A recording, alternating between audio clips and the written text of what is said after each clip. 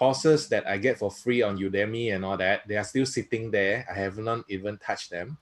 But courses that I have to pay, and not just pay like $5 and all that, because it's not painful, man. But the moment it's like courses that I have to pay, and then all of a sudden it becomes so much that I have to do something. But I also agree with the fact that a lot of people, they are struggling, and as a result, they can't afford to pay. So there's something that I was thinking that can be done, which is like something in return. It doesn't have to be monetary, but it has to be something in return. So I saw the one that Suhu did for the giveaway for the NLP one, whereby you are going to ask them to donate to a charity and all that. I think that is great, because what happened is like, okay, because to our own inner mind is that I won't owe you anything. The moment you receive something good, there is always the need to give back. So like, but the only thing I suggest Suhu is that instead of asking them you donate how much, any amount you want to the apa namanya, to the charity of your choice, I think it would probably be even better if you say, okay, so now I'm supporting this particular charity, and you can donate say 50 ringgit, because this cause is valued at how many thousand, like that. So I think that one is very clear. I thought about that, but I actually the whole intention of that course is to give it away like completely free lah. But so even if they donate 1 ringgit, right, whether they value it or not, is me, again, like I said, I'm not concerned. I basically, that is almost like 60% of my entire practitioner program inside. So whether they're going to value it or not, it's on them. You see, maybe because of my experience, I see it a bit differently. In two person impacted me a lot in terms of training when I first started out. And I first started out with very little money in my pocket. And in fact, until now, I still owe the bank lots of money. So when I first started out, I needed a hand up. I needed a sort of a chance. And 2% gave me that chance. And because of that 2 program that I received, it made me who I am today. So I think I still value and honor that. So I keep to that lah, I'm also looking only for my 1,000 people who will value and honor these opportunities. If they don't, they don't. I'm a sales guy, through and through. Sales meaning filtering. 1,000 people come in, I can get 1%, I'm good enough. But I have the energy and the tenacity to speak to 1 million people if I need to. So in my community, I have over 1,000 trainers, but I only work with 2 trainers very closely. The rest of the trainers are in the community, or more or less. I mean, whenever they need help, I help. But the 2% that I focus on, and my intention is to grow them. And both of them, in 6 months, are making 5-digit training around the region. Why do I filter from 1,000 to these 2? Because these 2% not only say they will do it, but they actually show that they are doing it. So I still keep to that. But I understand, because in the market, a lot of people are asking, clients are all now expecting free. Or they can go into LinkedIn Learning, or they go to Udemy. So what value are trainers bringing on the table? And my question to the trainer is exactly the same question. What value are you bringing to the table? If you are teaching content and Udemy is teaching content, then client can go Udemy. Why client come to you? Because for corporate trainers, actually, it's very true what I've been saying. Yeah. Go ahead, Luke. Okay, I think that corporate trainers right now, we are in a quandary of sorts, whereby we are now, because of the situation, it's the employers market. People say those days, employers market, and then you have got the employees market. And right now, I think this is a corporate clients market. Okay, so why? The way I see it is, number one is simply like this. What Suhu mentioned right now is clients are trained to get free stuff. And this one happens a lot in the creative individual kind of a space. Now, I have got friends who are photographer, friends who are like event organizer, and they will tell you things like, for example, okay, you want to showcase your work or not? So you do this project for me, but no pay, because I'm going to help you to let more people know. And if a trainer is desperate for it, true or not, you start to get into that. So I begin to see that there is probably going to be this in not just Malaysia, but other countries as well, which is like this. Let's say I go in, I pitch my program, is really good. And then the HR manager, whether got or don't have, they will say something, hey, look, just yesterday, we got someone else doing that, and it's just half your price only. So, now the market is so bad, we go by price, yeah. So what is the lowest you can go? Look, and if I'm desperate for it, I'll be like what Suhu mentioned, some trainers, they 800 ringgit per day, also they do training and all that.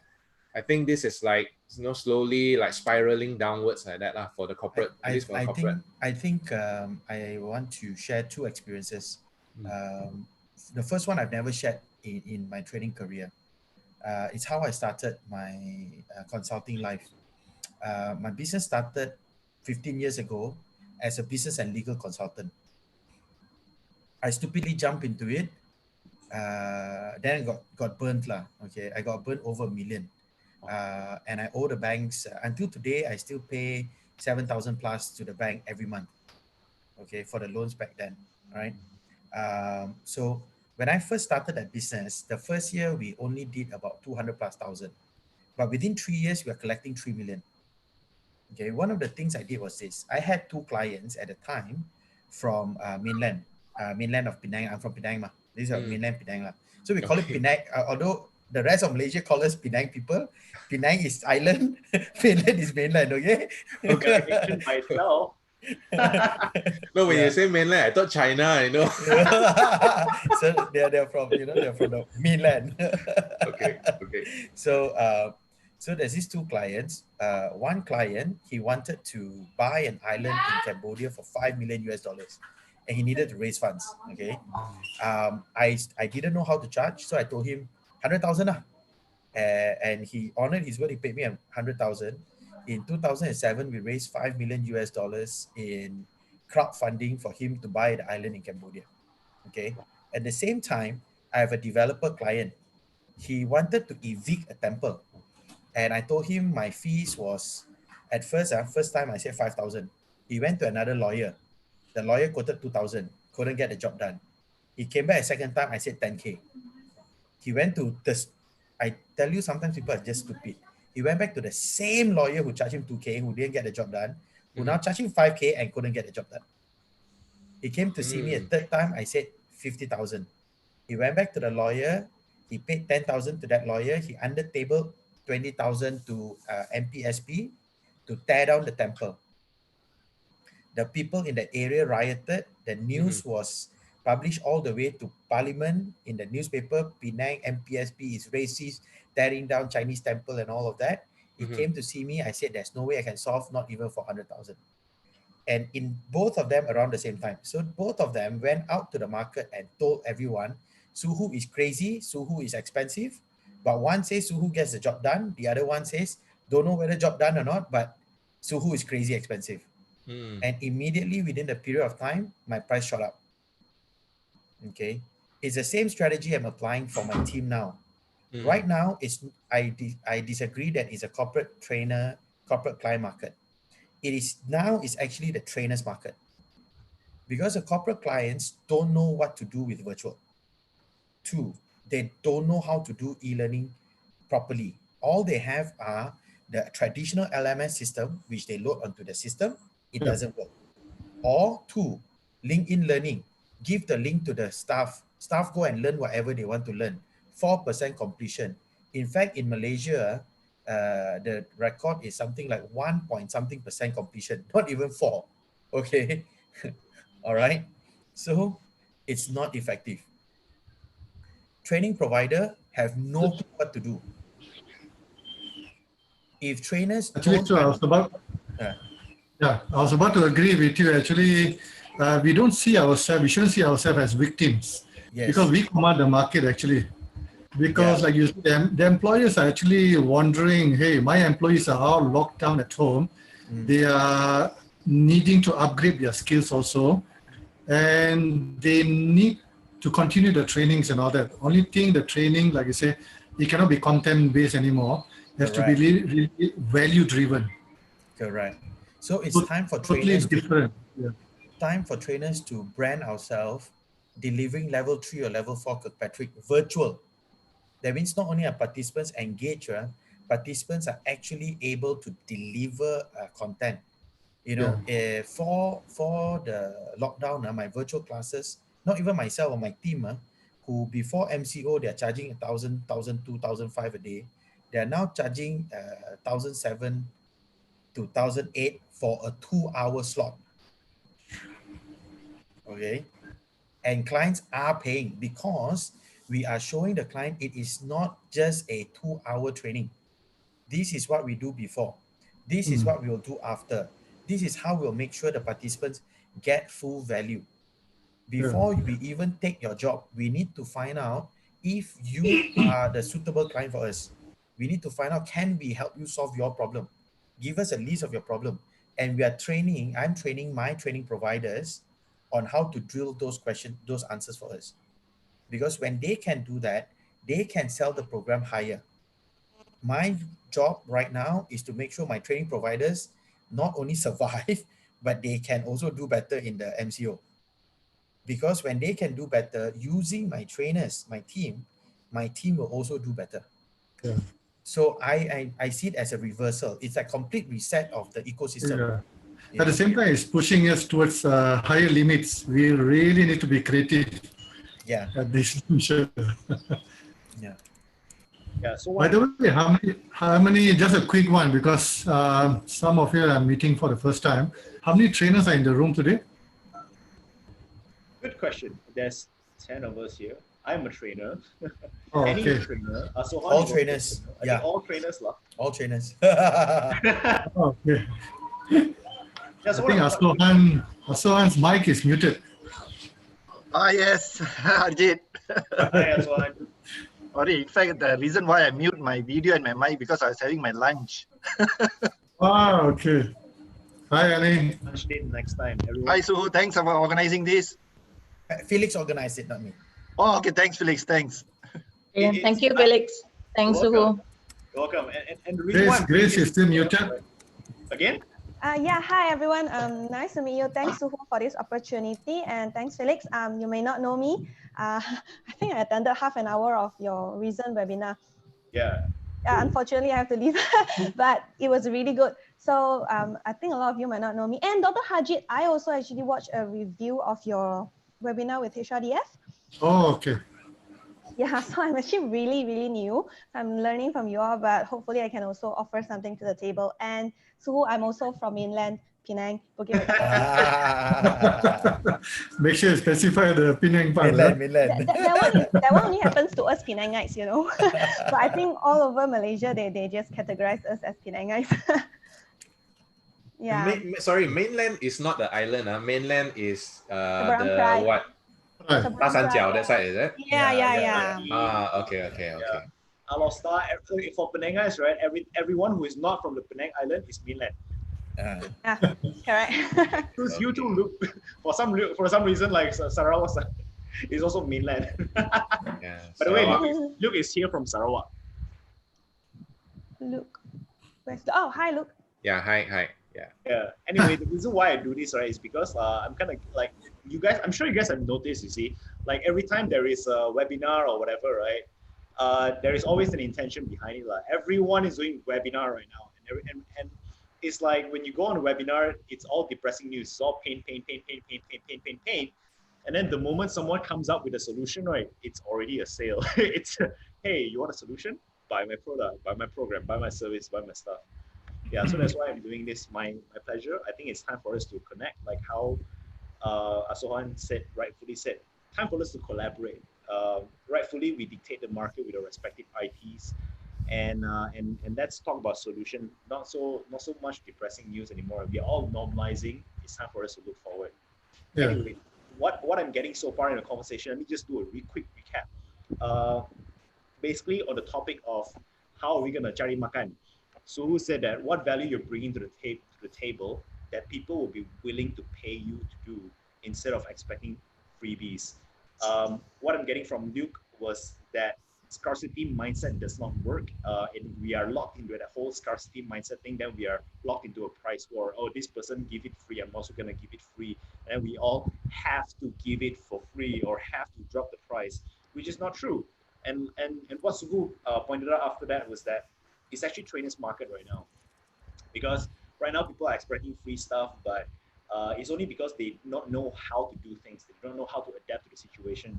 And if we can somehow figure out how to raise our levels right online, after all these corporations are disenchanted by all this free stuff, they're gonna come looking back to the trainers, and the trainers who are able to learn how to conduct their trainings in level 3 and level 4 Kirkpatrick, they will be able to command a lion's share of the market. So that's what I'm hearing right now. And what I personally like to also add in is this: people don't pay for information like, actually, like they're really paying for, honestly speaking, implementation, right? Yeah. If whatever we run can assure application, can assure implementation, then we are pretty much safe. And a large part of the kind of progress that we run, what it means to the kind of progress we run is that after every lesson, after every pointers, there needs to be some form of action. Okay, this is, I learned this, I need to do this right now. I need to learn this, I need to do this right now. The days of, here's 10 topics about this problem, this thing, here's that, this thing over here, here's what you need to learn, here's what you're going to learn today, that kind of stuff, I think it's kind of slowly getting pushed back into the past already. So yeah, am I hearing all this right? Yeah. Yeah.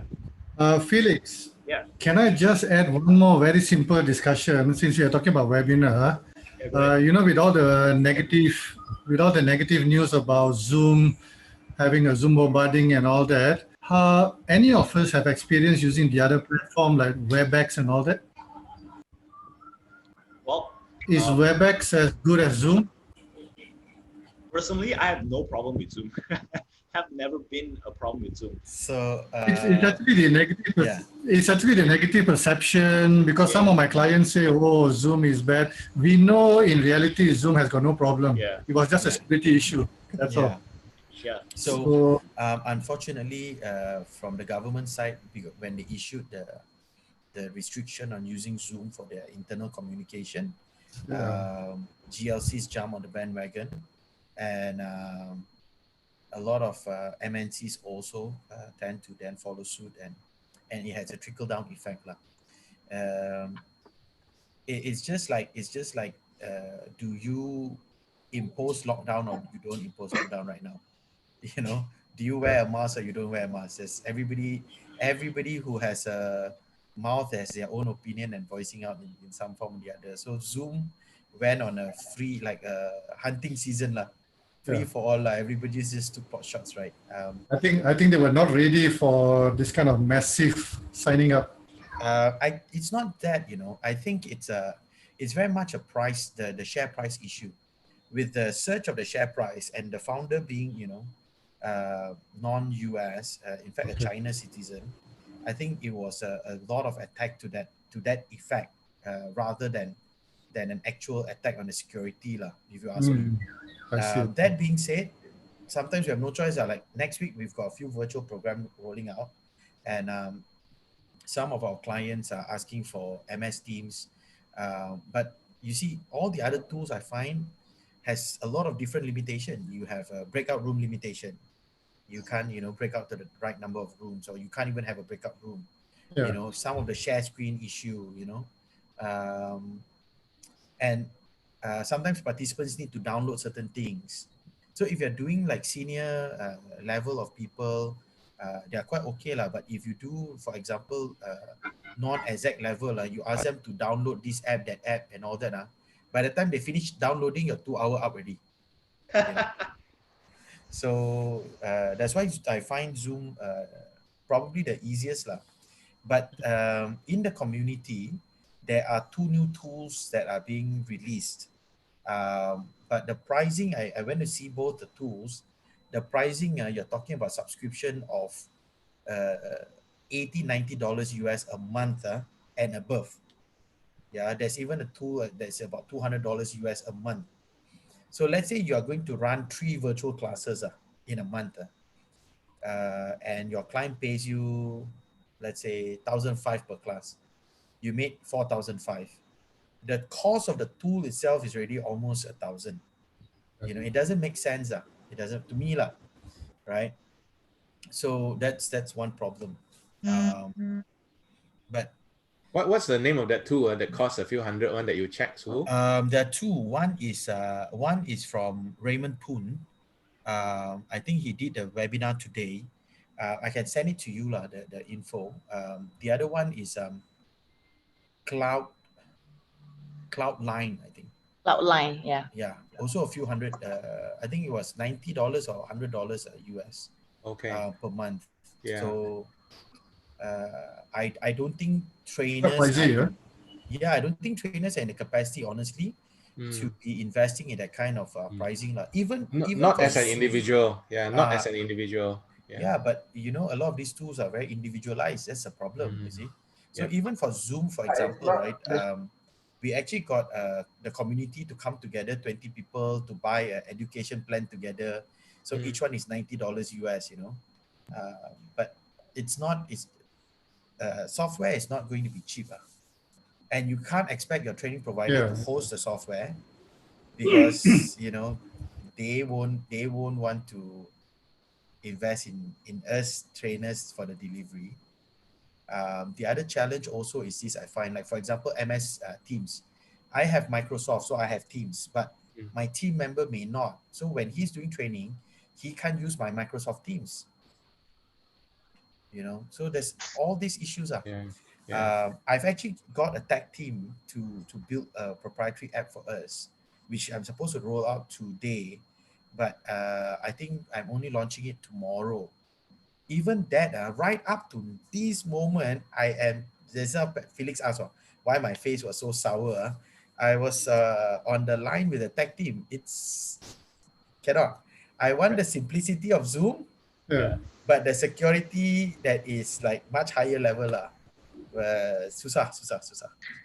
I'm actually running a 5-day virtual training next week using Microsoft Teams and maybe next week how it goes I'll report back how to do it. I'll share the experience of using Microsoft Teams. But I was also checking on Teams capability to do breakout rooms.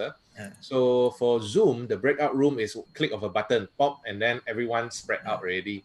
Whereas for Microsoft Teams, you need to create channel, and which is still good news because that means that you can still do breakout room and as the event organizer, you can hop into every channel. They don't call it room, they call it channel. So I was exploring the Microsoft Teams and all that. What are some of the limitations is basically like right now, I'm looking at the full grid. We have got 11 people here. I can see all 11 faces talking. Microsoft Teams at the moment only allow maximum 4 faces only. So in other words, there will be others who will not appear one. But my question is it absolutely necessary to have all 11 people on the screen talking like that? Okay, so not really. It's just nice to have thing, you know. So for me, the best platform would be one that can allow me to do breakout room. And even if it is, say, a little bit extra step for me to create the breakout room after training, clear it up, it's almost also like if we do a physical training, I have to go in and set up the room first. So at the moment, I feel like Microsoft Teams seems to be okay because it comes packaged with my Office 365. And if it is 365 business per year, it's subscription of 600 ringgit. And I think if a trainer is serious about it, right? What is 600 ringgit a year? You know, you get all the apps, you get everything, and then you can invite people to your Microsoft Team channel to do that. So I think it's still quite okay. But I will let you guys know next week after I do the training on Microsoft Team and whether or not is it a good replacement for Zoom. How long is your training per day? I'm doing 2 hours per day. And then after that, I have got coaching. Now this one, yesterday, okay, let's talk about the coming next week one. Next week is a B2C one. So I do mostly B2C now, So this kind of training is actually for my inner work training, which is more psychology in nature, helping people to reprogram their unconscious mind. So what I do is I do 2-hour training per night for 5 nights. And then after that, I have got one-to-one coaching for their own personal private issues. Yeah, so I do one-to-one. Then yesterday, I also sent out a proposal to a company. This one is to teach them engagement. So I was telling them like, okay, we are going to do 3 days of not face-to-face, virtual, and each session is 2 hours. And then after that, we will do implementation once a week for 1 month. Every week, we meet once for group coaching, 1 hour. And then after that, we will do it for four weeks so that I can help them to continue and things like that. So I also propose Microsoft Teams to do that. Yeah. So can I ask a question? Sure. What is the limit for the participants on Microsoft Teams? Currently, it's 250 packs for a meeting at any one time. 250 packs, which is more than the professional Zoom one. Because you see, Microsoft right now, they know that Zoom is heavily attacked, and Microsoft is opportunistic as they are. They are going in for the kill. Like this background right now. Okay, Microsoft team have just wrote this out as well. Okay, they have wrote out this background also. Number 2, they are also in the work of putting 9 people in a talking already. So that one, according to their inner news, they want to roll out by May. And now I think they are being pushed to roll out even faster. So it seems like Microsoft is putting all their effort into the Teams platform now because they are trying to kill off Zoom.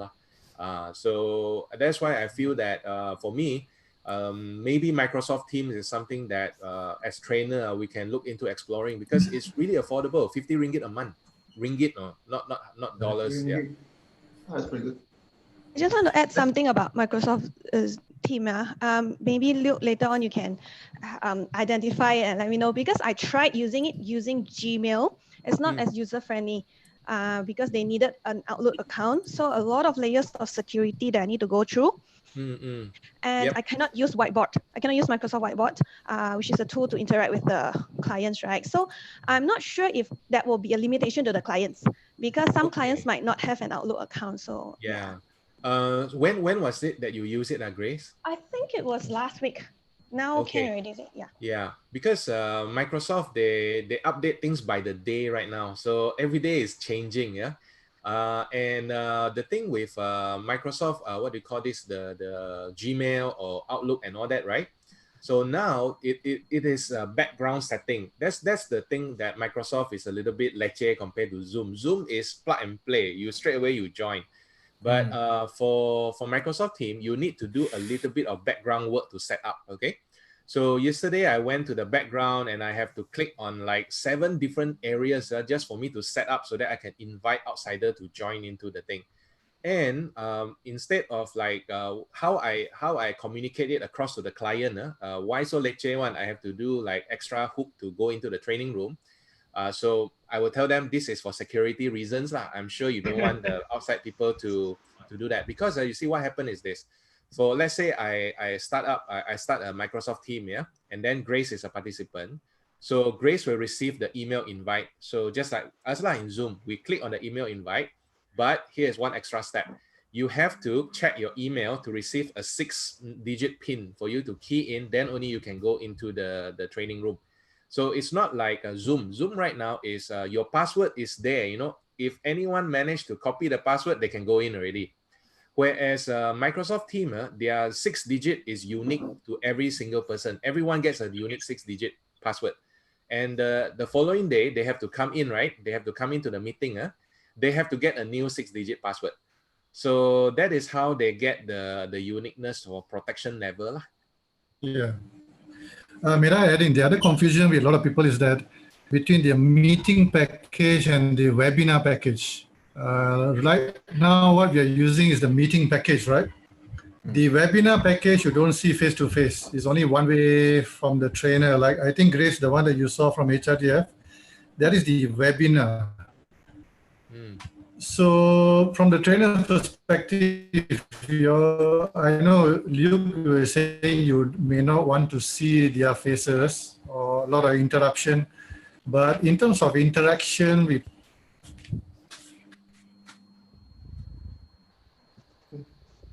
Can't hear you. I think the connection was. I was asking in terms of from trainers' perspective, you guys prefer more of the meeting platform or the typical webinar platform? For me, I'm looking at meeting platform. Same here. Yeah, more meeting platform, two ways. Okay. Yeah. But just to tap on that, actually, I think as a participant, the one that you use, Dr. Haji, the big marker, is quite good for us as a participant, the experience though, because the poll is separated, the Q&A is separated. Just for those of you, it's actually make big marker. I don't know how it works. Maybe Dr. Haji know better. But I heard that you cannot use PowerPoint on that. So as a presenter, you can use PDF. But for us, when we see it, it's very clear. And if I have any questions, I can go to Q&A, and then I can go to the chat, and I can look at the polls. So it seems quite good for me as a user, as a client, the experience. I'm not sure from the trainer's perspective though. But frankly, from trainer perspective, from experience, I was feeling like I'm totally alone in the universe. Like a DJ or some sort. You don't see any faces, you don't know who is there. Because again, being an NLP, you want to see the engagement from their faces, their reactions. You don't know what's going on at the back of the screen. So you don't know whether people are getting bored with you. Yeah. See, I can totally relate to that, Dr. Haji. Can I share a little bit about Webinar Jam? Have anyone used Webinar Jam yet? I used before. Expensive, yo. Okay, I use for the last 2 virtual trainings I have. Webinar Jam is good because I need to accommodate 300 packs. And the most that came in at one time was 350. But the cons is that you cannot see faces. You can only do the interaction through the chat. So Suhu, the other day we were talking about interaction. I already have all this idea on how to do interaction, how they show hand gestures, faces, and all that. When I was told that the client they banned Zoom, right? So I have to find solutions, and thankfully I found Webinar Jam.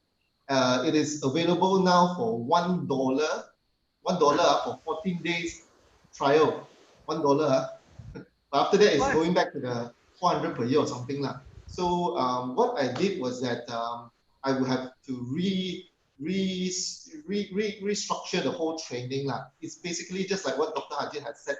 You are basically alone talking to like nobody or in a like a radio DJ kind of a mode. But I make sure I have interaction through the chat. So in hindsight, the good thing is that you don't have any interruption, because interaction can be disruptive as well for your own flow. So the feedback that I got was actually quite good. Is the cons is that after 1 hour, usually like the 2 sessions I have, after 1 hour, it seems to be lagging a lot. But thankfully, I have someone on the other side, someone from the participant side. So she would call me and say that, hey, Ian, got a problem. So I have to leave the room and then ask them to refresh so they come in again. Good things about it is that they help you to manage all the attendees, the registrants. It's all, you can export into a Excel format. Very good. And then you get to do the replay. They will keep the final, if you choose to record the whole session, they will keep the video. So after that, you can download and also send it to your participants for revision purpose. So these are the 2 things. And then it's $1 lah. Also, I don't see many platforms can accommodate up to 300 people. So this could be one of the so-called good ones, apart from the interruption in the middle. Yeah, that's what I get. I used Webinar Jam before, and there was reason why I experimented with Webinar Jam in the past, like a couple of years ago, is because you can actually schedule the recorded webinar as though it's live. Yeah, so you can do like RSVP and whatever, right? And then you can create a lot of hype, and then people go in, and then they can, okay, everyone who agree with this say yes, and then people will be like typing down yes because they think that it's a it's a live thing, So it's brilliant for marketing, lah. It's really meant for marketing, but in terms of live training, not really sure. Yeah. Because I was just also my thought exactly about Webinar Jam. Webinar Jam was created by Andy Jenkins and another guy, Mark Phil-Sam. So it is meant for selling online marketers. So it's not a platform for training lah. Yeah, because it's just a pure webinar market only. And I think Felix, the one that you talk about, you can input all those things, you can plan all that. I think there's Ever Webinar, not Webinar Jam, right? Really? I was playing around with both. I got it confused, I guess. Yeah, I think it's the same one. Webinar Jam, you got Ever and also the normal one. Yeah. Ever Webinar is the evergreen one, whereby you can record and store there and then pretend it is a live webinar lah. Yeah, I think for us trainers, personally, I find that the Webinar Jam may not be the ideal platform unless you want to conduct sales webinar. And then because Webinar Jam is like halfway through and then, okay, guys, all right, only for the next 5 minutes, I want you to take action now. I click and then the timer comes up. And then next thing you know, there is a button. Just click there and buy on the spot. Webinar Jam is good for that lah. But to conduct training, I think personally, I won't go there lah. May I ask questions to Luke about the breaking out? Because my training, I do break my teams into groups for discussions. Yes. And currently, I'm stuck because that I can't do it in this way. I heard you mentioned about the breaking out sessions. Yep. Can you share a little bit about that? Okay. How does it work on Zoom? And does that mean that you put them together in one group in advance, or the system just break them in the group? No, unlike Zoom, they can do auto one. They can do auto one. And let me tell you a horror story first. In the Zoom auto one, I actually attended a training and the trainer was doing a demonstration. Okay, guys, let me show you a cool thing about Zoom. You can actually set breakout room at the click of a button. So I'll let you all go 2 minutes for you to experience the breakout room. And ready, 3, 2, 1. He pressed the thing, boom, we go into a breakout room. And so me and 2 other people were like, wow, so cool, man. And 2 minutes, 2 minutes came back. And then after that, the trainer asked, so what's your experience like, guys? And one lady said, I'm the only one in the room. Okay. All right. So she was 2 minutes alone in a room by herself. Yeah. So, okay. Now, for Microsoft Teams, how you do it is you have to create teams. And after you create the teams, then what you do is you have to manually prepare it. Like, for example, if let's say I do a training, I break it down into 3 sessions. Every session is 1.5 hours. And let's say in the last 10 minutes of the training, I'm going to allocate people to the team. Yeah. So for this round, let's say we take 12 of us here right now. So 3 people in group A, 3 people group B, 3 people group C, 3 people group D. So after the thing finished already, right, then I'll go into every room and says, okay, guys, come back to the main room. So you all exit the breakout room. You go back to the main room. We discuss, blah, blah, blah, blah, blah. And then say, okay, guys, let's take 15 minutes break and then come back in 15 minutes. So as the participants go out already, I'll stay back. And then what I'll do is I will reconfigure the room member again. So not right now, maybe Annie, just now you're team A. Now I will put your name to team C. And then maybe Grace, you are in team B, I'll put you to team A. Then I can mix and match. So it will take a couple of minutes. Then the next round when we do the group, so now you are in new group already. Correct me if I'm wrong. The default of the breakout session can be done by Zoom and also by WebEx, but you can also assign the attendees into the groups. You can. Yeah. Yes, you can do that as well. Yeah. So that horror thing happened where the lady was left alone because it was done automatically by Zoom. Yes. But if you assign people, make sure they are not left alone. That's right. That's right. But I think this question now also is because a lot of clients are not comfortable with Zoom. They are just so scared about Zoom right now. Yeah. But personally speaking, I'm just hoping that Zoom is going to do a big fire sale.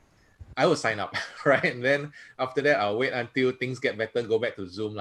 I'm just hoping that they will lower price only right now. Yeah. But look, the worrying part is we sign up, but then when the client is already blacklisted Zoom, they will not allow us to use it. Yeah, true. But for me, my goal, my business direction is B2C. So I think my clients is more like those who come self-pay and all that. So not so much of an issue. But corporate client, probably. Corporate client, yeah. Yeah, I just want to add, right? I heard Microsoft Teams can also do like safe chat, and then all the documentations you uploaded, participants can always go back. So like, for example, those of you who do like continuous learning, like Luke, you mentioned, like you have a few follow-up sessions with the clients. Yeah. I think it is also quite good for Microsoft Teams, right? Because unlike Zoom, you cannot save anything, so there's no continuation. But for Microsoft Teams, I think you can go back. Even the participants, they can always go back and re-download the document that you uploaded for them. So, so it's easy for you to keep track as well, right? Yes, yes. And the thing about Microsoft Teams, and by the way, I'm not representing Microsoft, so I don't think it's like, hey guys, after this, please sign this link. No, no such thing. Okay, the thing with Microsoft is that I also just discovered that they can link with like thousands and thousands of apps for productivity. Like for example, okay guys, let's do a brainstorm now. Okay, so I open up MindMeister, which is actually an online brainstorm app. And then everyone can start to draw and things like that already, which Zoom cannot. And then also like calendar. All right, guys, let's plot our calendar to book our time for our next one. You open the calendar app pops up and everyone can key in already. So that is, I think, how versatile Zoom is. I'm not sorry, Microsoft Teams is. I really think Microsoft Teams is trying to kill off Zoom lah. So that's why watch out for Microsoft Teams, because I think they will add a lot more things in this coming 1-2 months. Because the president or the top guy already come up and from the words that he used, you know, he's trying to kill off Zoom already lah. Or maybe they will buy off Zoom. Could be. They have the money to do that. Yeah. Can I know how much is Microsoft Teams? I paid 600. Fees? Yeah, I took the business package. 600 a year, right? 600 a year. Yeah. Can anyone share? Anyone try using Mentimeter to do Q&A with the audience? If let's say I plan to do it, I learned from Felix on the StreamYard. So on the StreamYard, I plan to use Mentimeter to check their understanding from the content. So but I'm not sure how it works, whether it works well. So anyone try Mentimeter on the live? Hey, this is Bhanu from Chennai, India. I use Mentimeter. Right, thanks. And normally we are able to upload up to 2 questions in that. I have been using it for polling function. The visual display is very impressive. For example, if I take feedback from people or I put a question and I ask them to put across their thoughts, the visual is very impressive. It gives you different formats of visual. So you might like to go there, upload your question, play around with feeding some data. You get a graph, you get tablets of responses from different people. It keeps scrolling. So you get, you get various, or just a splash of words. What's your emotion like right now? So when people put in their emotion, 3 words or whatever, then it comes up as a beautiful display. So I think, Bhanu, may I ask, when you use the Mentimeter, does the audience use a laptop or use their mobile phone to key in the answer? Anything. Does it conflict the class?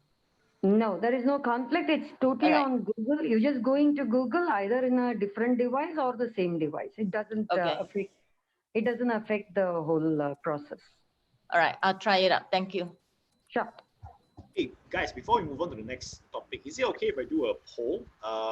So the reason why I'm doing this is because me and Sue, we want to know like what is the need of the trainers and coaches, corporate trainers and coaches in Malaysia right now. So I'm gonna open up this poll here with 10 responses. So I'd like you guys to, if it's okay, just take like 30 seconds, look through, and put in terms of what are the biggest challenges and struggles you guys are facing, so that we can know like what else to give the community, if that is okay. I'm gonna put it over here right now, and if you guys can do so right now, we can do it quickly, and then we can resume the topic.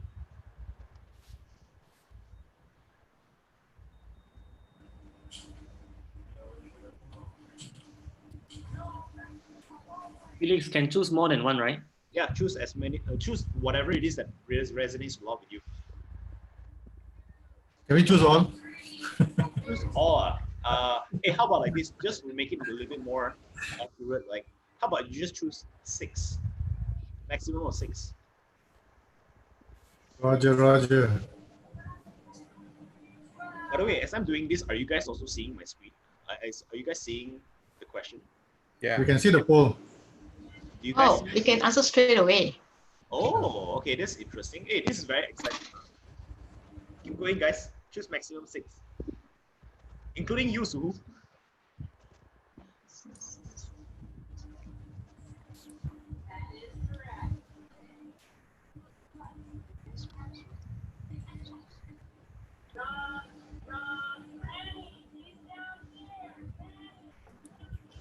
Which direction?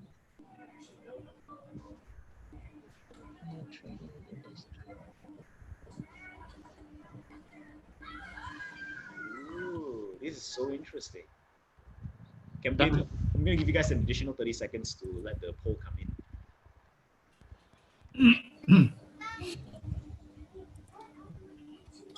Decision fatigue. So events postponed till no further notice. That's quite obvious. Can't physically present to support people I care about. Wow.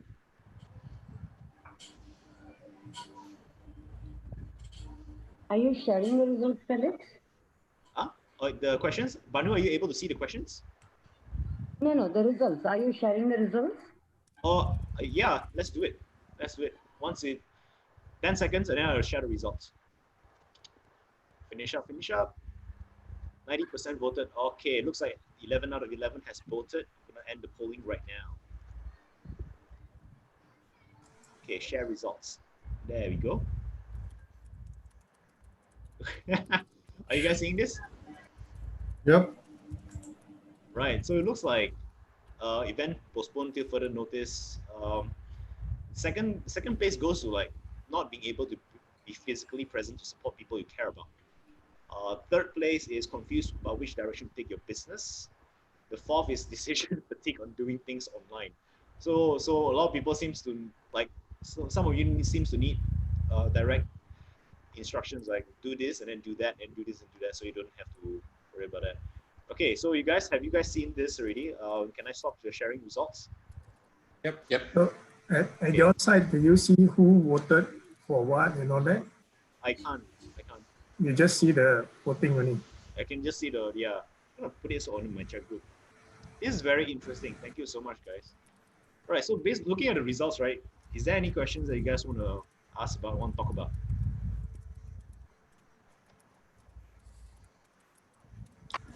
Felix. Yeah. Anthony here. Anthony. I guess the question was, what is the biggest pain that we feel in this MCO thing? Yeah.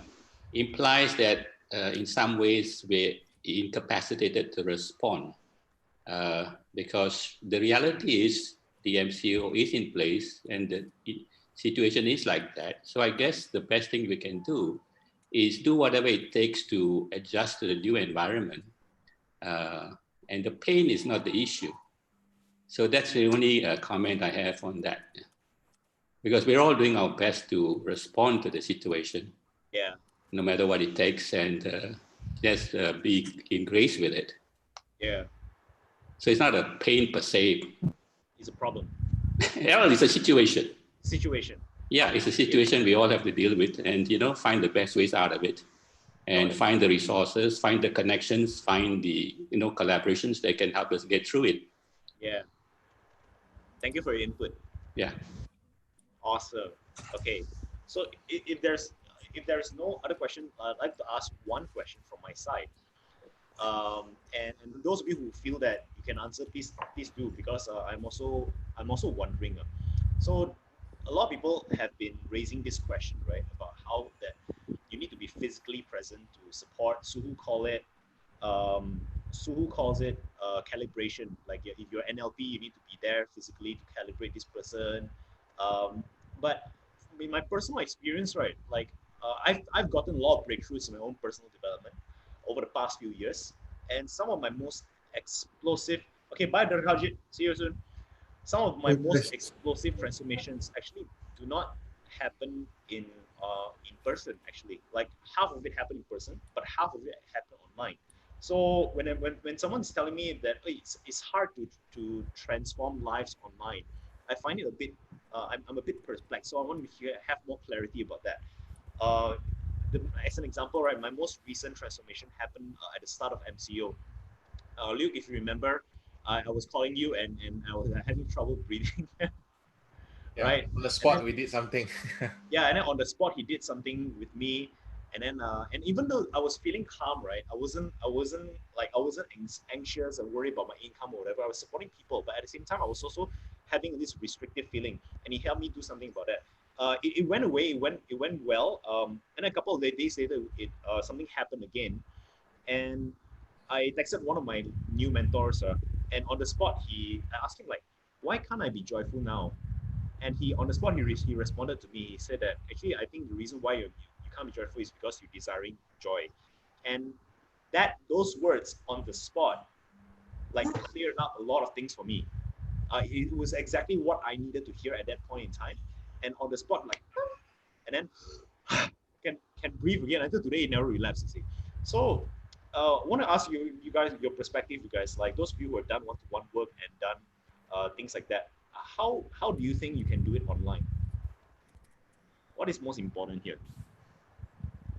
I share my experience because this one was a big breakthrough for me as well, because last week I did 4 days of free training for my own private Facebook group lah. And it is actually 100% purely on things that are not measurable, they are not physical and all that, because it is all purely doing with psychology and a person's emotion. Yeah. And to my very pleasant surprise, the participants, they wrote back and they talk about the breakthrough that they have. And for me, it was a big breakthrough because for years already, I've been a physical NLP trainer. I conduct classes, I teach people, and I have to calibrate, I have to look at their faces and things like that, yeah. So a big question mark that I got on my head when I do it was like, how I can't even see them, you know. Like I just get them to wear their earphone and I start to hypnotize people just by, I can't see them. Are they doing it? I have no idea. But one thing that I learned is trust. I trust that the process works, and I'm not the guy who makes it work. It is actually them who is getting it to work for them. So I did it and I noticed the results were so stunning. It was so amazing that when I did the sales at the end of the fourth day, I did the sales. And 21 people who attended the final session, 12 of them signed up. So I got like 60, close to 60% of a sign up rate. I was shocked lah. It's like so I'm seriously considering after the MCO is over, all my training will be virtual already. So that I don't have to travel, I don't have to book rooms and all that lah. I'm seriously thinking of conducting virtual training after the MCO is over. Yeah, it's like for me it works. Very nice, like when you say trust, what do you mean by trust? Trust just means that I'm not the guy who actually makes the transformation happen. I used to have that thought. Okay, I used to have that thought that it's like I have to be there because anything goes wrong, I have to be the one. It's like suddenly it's my responsibility. But then this one, it forced me to understand that people who actually, you see, people who invest their time to come and listen to me, they want it as much, maybe they want it more than I want it for them lah. Okay, so in other words, in a session like that, I was also so surprised, you know, because if we are listening to me for 1 hour, will you zone out or not? And interestingly, there are a lot of things that I can do to get people to become participative. Like for example, okay, so if you understand what I'm saying, type yes. Okay, so then suddenly everything comes up already. So it tells me that they are being engaged. And then when I ask questions, they will reply, they will respond. So when I get them to do the trans work, for me, it's like basically all transformation is trans work. That's why it's called transformation. Okay, it's all trans work. It worked, and they do it themselves. I didn't do anything. Yeah, I just open my mouth and talk only. That's my belief right now. And I think because of that. So if let's say you are talking about say corporate training, maybe different story lah. That's why I do B2C. Yeah, I do the B2C training transformation work. Right. Very nice. I always believed that to be the case as well, because you see, like one example is in the sales field, right? There's a lot of this term called closers, and for some, I've always been at first when I started doing sales on my own, I always thought that, okay, it's my responsibility to make the sale happen. And if I don't make the sale happen, then my manager is gonna be the one who's gonna be, you know, he's like, why didn't you close that person? You're so useless, whatever. So we start to attach our own self-worth to doing the sale. And likewise, as a trainer, as a coach, we tend to attach our own self-worth with our ability to cause and trigger the transformation. When in fact, like I think right now, going through all of the things that I've been through, actually, like that cannot happen unless the participants are receptive in the first place. So how can we have rightfully say that it's us who cause the transformation to happen and it's us who cause the sale to happen? It takes two hands to clap. So that's what you're saying. Yep, I agree with that. That is like my biggest aha since the MCO started lah. And that was like, I just happened to be at the right place at the right time for it to happen. Yeah. So, and because I trust the process and the person wants it badly, so that's why it happens. No? Yeah. Very nice. Like, and is there anyone else who has an input about this?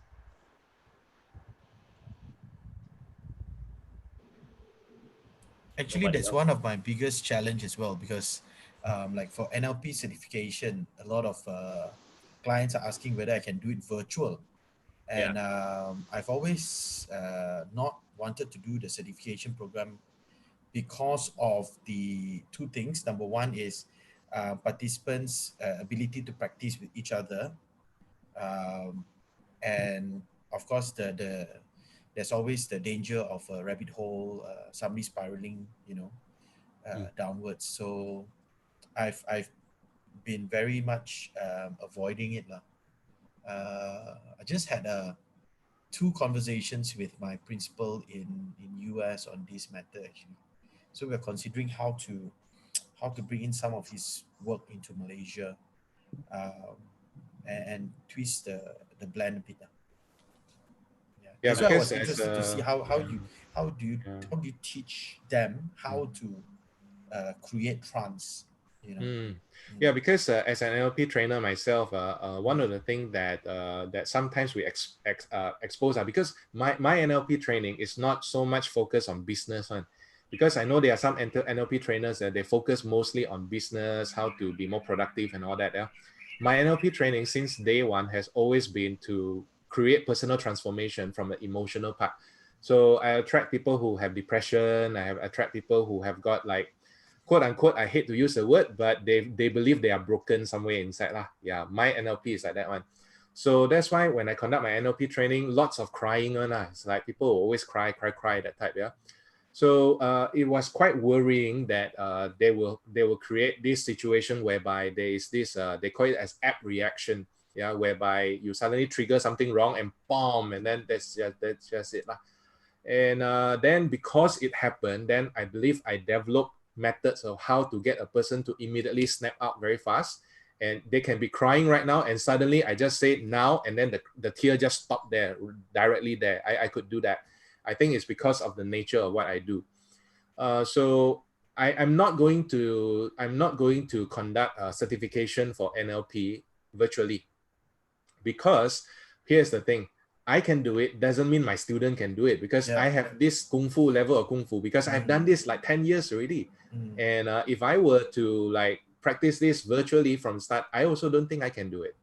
So in other words, what I did with NLP work is like, that's why I created the inner work system. Inner work is a shorter program that helps people to break through. And I may teach that as a certification moving forward. I certify people to become inner work practitioners. So I think one good thing from MCO is it forced me to create my own system lah.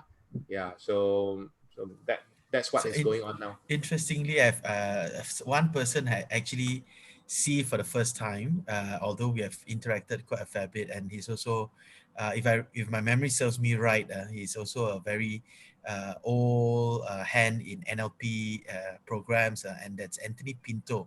Hi, Sue. Yes, so first time I see how you actually look like, and it'll be interesting to ask your thoughts about this as well, because how is this MCO working? And then of course we also have Banu all the way from India, the other one. Yeah. I think look, you've kind of framed it in that perspective that when you're doing certification, it's more about the participant acquiring the skills and competence in the NLP patterns. So certifying bodies, I'm with the International Society of Neurosemantics and Dr. Michael Hall, and they've set some pretty tight standards of certification, i.e.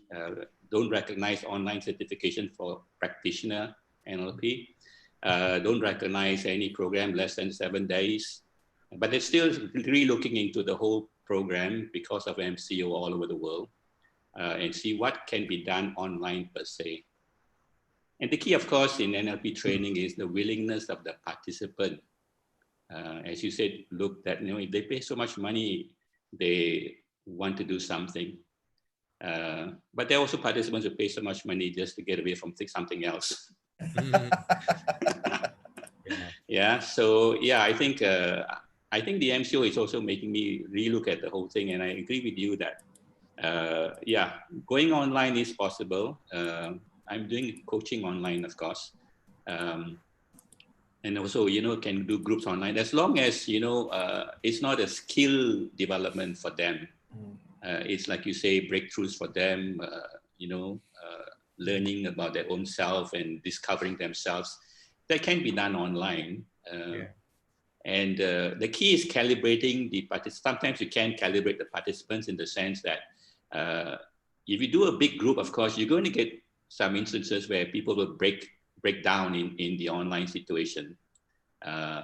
So that's a risk you take. Then it's a question of how you handle it. And that's going to happen if you do large groups now. So either you screen your participants for a fixed number of people in the group, then you can handle anything that can come up. Or, you just take the risk and do it and then find a way of dealing with the one that breaks out, because that can happen anytime. Yeah, because like the NLP one, like ISNS, Dr. Michael Hall, I heard that he's trying to push for 12-day certification programs now. And then after that, I know no, that's not going to happen. No. Yeah. So IANLP, they are IANLP is still 18 days. 18 days. Anything less than 18 days, they are not going to recognize. For mine, my own NLP program is 8 days. So it's also struggle, especially in today's day and times. Yeah. No, look, I think there's no move at this moment from ISNS to move to required 12 days. No. Minimum is about 8 or 9 days. Actually, minimum is 7 days, but most of us are doing 8 or 9 days. Yeah. Yeah. So not 12 days yet. No. Okay. Yeah.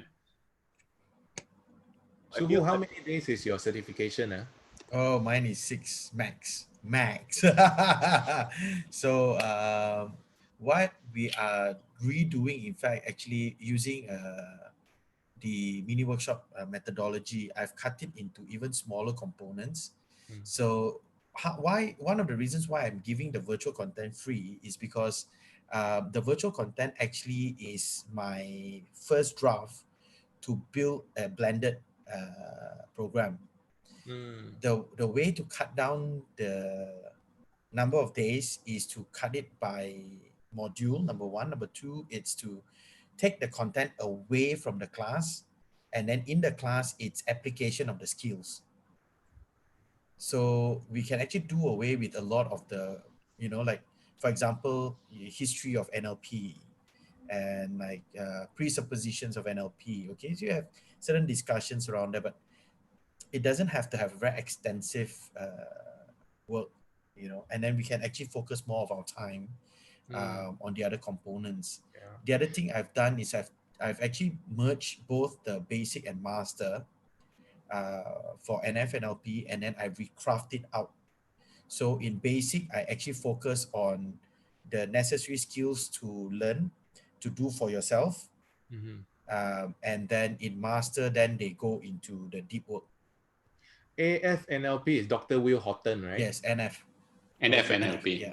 Yeah. So as of this morning, I've got an agreement with him to roll out. I think India is testing it over this weekend to roll out that he does the virtual training from US, and then we will continue to build a community to make sure they're able to apply, and if they're able to demonstrate the competency in the checklist, so called, then we will certify them. So basically, like in my basic, you probably learn some things from other people's master, but then the things of basic that other people may have, we may not have lah. So they don't learn that many interventions. They learn the key. This is how you punch. This is how you kick. But then how the blend comes together, you learn it in the master. Yeah. I don't know how many else of the others are, clued up to NLP. For International Society of Neurosemantics, we are guided by the NLP Leadership Summit, which is a body of 15 NLP bodies that got together at the London conference 5 years ago. So that seems to be the body that seems to set standards for those who subscribe to the NLP Leadership Summit.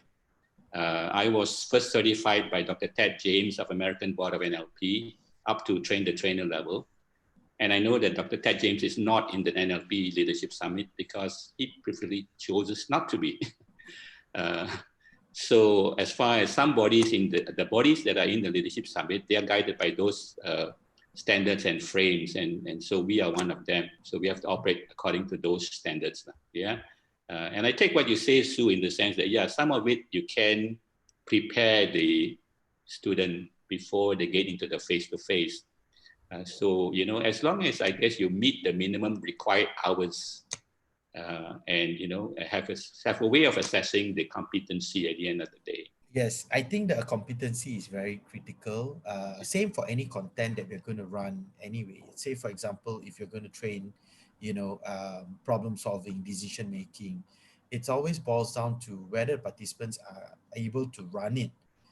I've seen so many training, be it NLP or otherwise, where the minimum number of hours are met, the minimum requirement are met, but then the competency is a very surface level competency, and that doesn't work, especially when when we're dealing with people's mindset and the deep works, right? And that's very dangerous. So give you an example, like To and I, we actually sit on the board of assessors for the HRDF lead trainer assessment, right? And the quality of the lead trainers that we assess, unfortunately, is horrible. Trainers who are training trainers but can't train, and they meet all the minimum requirement, and that's the problem, you see, because minimum requirement is a very academic thing, it's a very university thing. This is, you need to be able to do this and this and this. But if they don't internalize it, then it's just a surface knowledge. Like I've got NLP trainers who ask me, so Suhu, where do you anchor? Huh? I'm like, what do you mean, where do I anchor? Like for us, we anchor our resource on this knuckle, and then we anchor that on that knuckle. I'm like, okay, I think I will honestly suggest you relook at anchoring, and then we shall further this conversation. So and that's the kind of worry I have as well, you see. But then again, 8 days, 10 days, very hard to sell in the corporate world, my friends. Very hard. That's why I foresee okay, because you see, here's the funny thing. I started one brand new batch of NLP practitioner, okay, 3 weekends, because it's 8 days, 3 weekends. I finished weekend number 1, MCO starts. All right. So now I still have 2 more week, so it's like, but good lah, students, they understand. They also don't pressure me to do it because they also don't know when can do it, you see. So now I have to plan for 2 more weekends for them to finish the program. Before MCO started, I had my corporate training cancelled. So my strategy is very simple. Corporate training cancel, pivot, individual B2C market. So I did, first week I did the TTT. My TTT settled. Second week I did NLP. Monday, NLP. Tuesday, MCO announced. No class. And my strategy have always been, I don't ask for payment until end of day, lunchtime of day 1. So at the lunchtime of day 1, we actually have the matrix, blue pill, red pill. So at that juncture, you decide whether you want to continue and really learn NLP, or you can pull out now and we won't send you any invoice, right? So with MCO announcement, 0 payment from the whole class. Ayo, sakit that one. Yeah, for me, luckily I managed to collect all the payments lah. I collect all the payments, and now with the B2C, because I do B2C now, and I channel everyone to the website before they can join the thing. Yeah, so now I find another benefit is like because of this time is that I collect upfront before I conduct training now. And I think that is the beauty of the B2C market. To me, I discovered the B2C thing, whereby people are willing to pay first before they come for the training. So my training is next week, Monday, but all the payment already collected by last Sunday already. So it's like, okay, I'm happy with that lah. Yeah. Last time, the corporate one, sometimes 1 month, and sometimes they were telling me, especially like training provider, and I have training provider who like hold me for 2 months, 3 months, the longest one. So it's like, now it's like, okay, never mind. I do everything up front now. Yeah. Okay, so thank you. So thank you guys so much for answering my question. I feel very honored to have like so many NLP master trainers within my midst. I also had the chance to work with some of you on a one-to-one basis, so I'm really thankful for that. Now, having said that, we've been talking for about 1.5 hours now. I do want to keep this like sweet and short and sweet, so that we can continue to do this regularly without everyone getting too tired. So, any burners, anything else that anyone want to add in before we end this session, Copy Talk for today? No coffee. Coffee. You don't have coffee. Next time bring coffee. Every one of us. I've had Chinese tea. Okay. Copy and teh talk next time. Yeah. So once again, thank you guys for coming over, and let's do this more regularly. I really love to catch up with you guys. I enjoy so much listening to all of your perspectives, and yeah, and maybe Luke, next time you can tell me some tips on how to shave my head more shinier. Can. Yeah, no problem. Yeah, if we do nighttime talk, maybe you can even have beer talk. Yeah. Right. Me and Suhu, we are planning something called pillow talk. Ayo, no thanks. So me, I will be holding a pillow, and Suhu will be holding a pillow and be talking. Okay lah. So with that being said, thank you guys again for coming. Thanks, Felix. Thanks, Sam. Thanks. Thanks, everyone. Have a good day, guys. Everyone have a good day. Bye-bye. You too. Bye. Cảm ơn